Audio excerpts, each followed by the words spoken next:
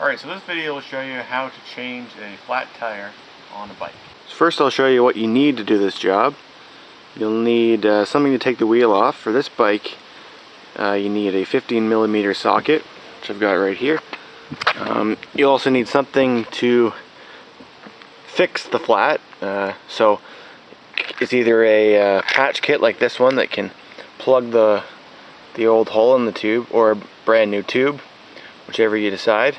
You'll need a pump, this one here for putting air back in the tire, and depending on the bike you have, or depending on the wheel and the rim combination you have, you might need these tire irons to take the tire off. So the next step is to take the wheel off that needs to be fixed. On this bike it's the back wheel. The back wheel is a little bit harder to take off, and as it turns out, usually you have more problems with the back wheel, just because there's usually more weight on the back. It's easiest to take the back wheel off when the chain is in the smallest chain ring. So we'll shift into that chain ring, apply the brakes, and then we remove the wheel.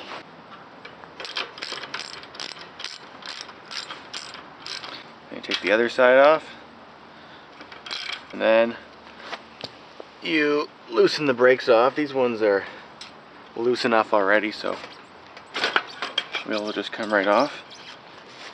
Lift the derailleur up to get it out of the way. Okay, so now the wheel's off. If you've got one of these valve caps, now is the time to take it off. They don't really do very much though, but if you happen to have one, you can take it off. So some tires are quite easy to take off compared to others. This is one of those. You just pinch the tire and pull up, and pull the two edges over the side, or one at a time depending on how easy it is, and the tire just comes right off, just like that.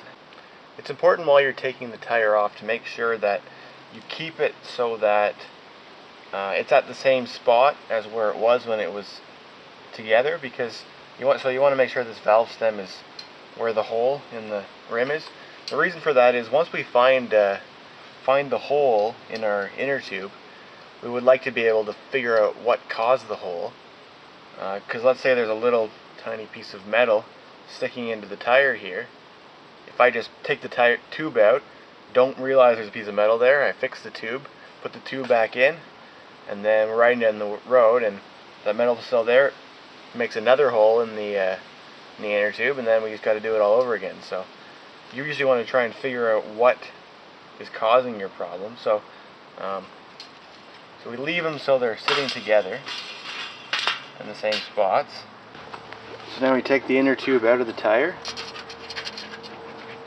and now we've got to locate the hole. So we use our pump to fill the tube with air.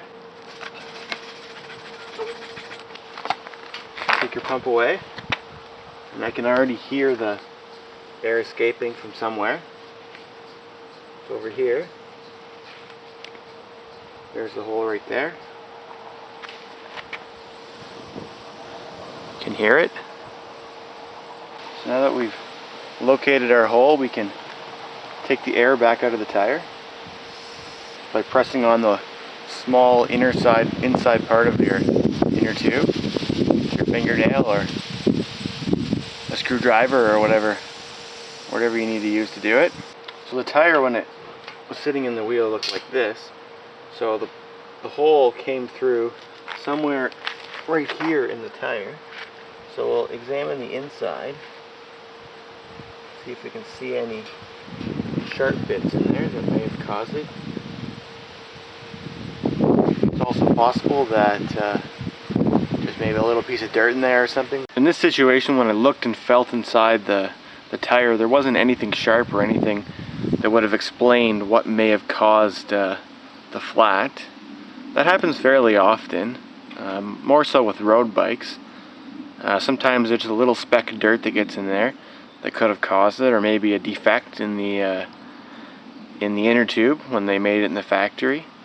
Or it's also possible that the tube just got pinched in that little spot, and which caused it to be a little bit weaker, and putting air in it would have caused it to puncture, I guess.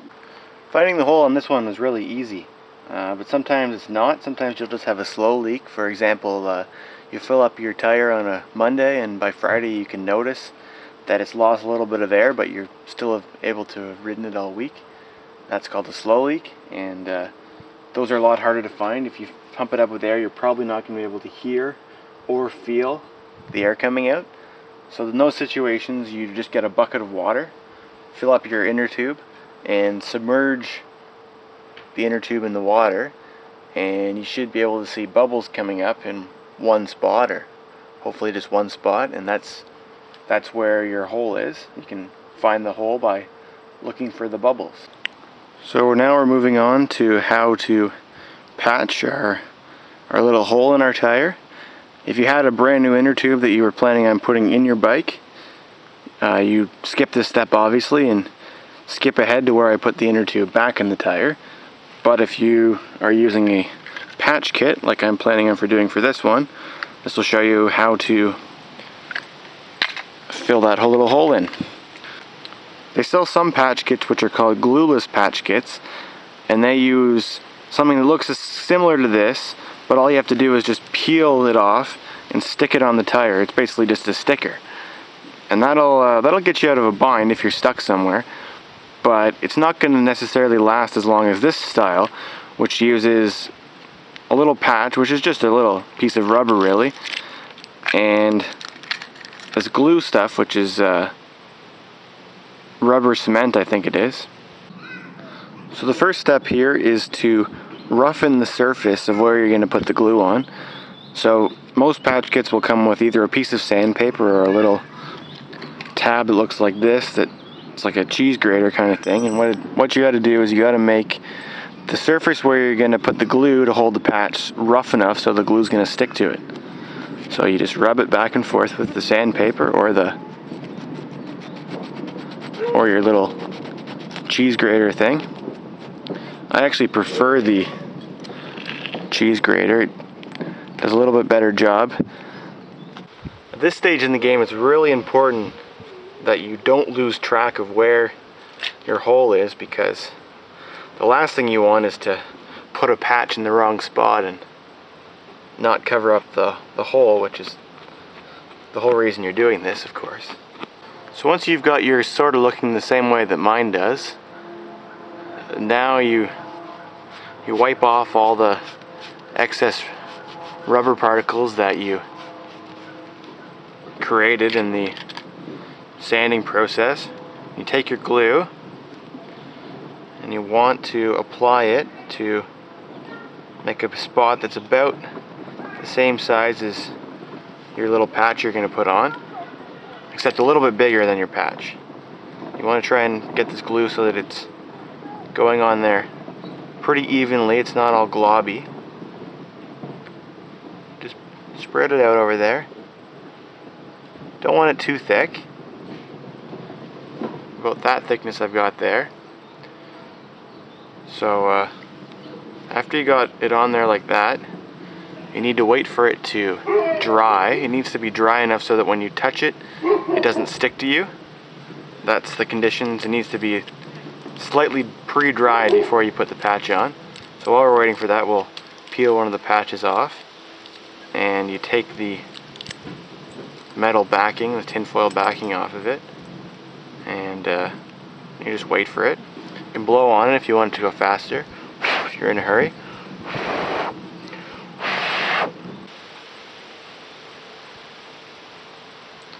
So now you can see that the glue is no longer shiny, and when I touch it, I can't feel any stickiness, which means that it's at the stage that it needs to be. So put the patch on, press down firmly on it, and just keep working it in, pressing down every so often. It's pretty much good as it is. So then you just peel this little bit of plastic off, being careful that you don't take the edge of the patch with it as you're peeling it off. So I'm actually going to peel from the middle because I made a little split in there, just like that. And there's your finished patch that should be able to hold 80 or 90 psi or whatever you're having to put in your tires. So now we're going to put the tube back in the tire, and before you do that you want to get a little bit of air in it. It's just enough air so that the tire has shape. Otherwise it doesn't have shape, then you're going to have might have problems with it getting pinched while it's going in. So the next step after you put some air in it, you just tuck the tube inside the tire like this. It should fit because it's the same one. Okay. Now you've got to line up your valve stem with the hole in your tube where the valve stem goes. Pull it through. That's where you get it started. So I put both sides of the tire through there, and then I work my way around the outside and put the rest of the tube in. Rest of the tire in, I mean. And as I said before, this tire is really big for this rim, so I don't need any tools to put the tire in. If I did, I might need to use one of these tire irons to get it in. And there it is, back in the wheel. So we're gonna put this wheel back on the bike before we put any more air into it. Make sure that the tube and the tire have seated themselves properly. So as we work our way around, we gotta keep squeezing around just to make sure that everything feels the same the whole way around. So put some air in now.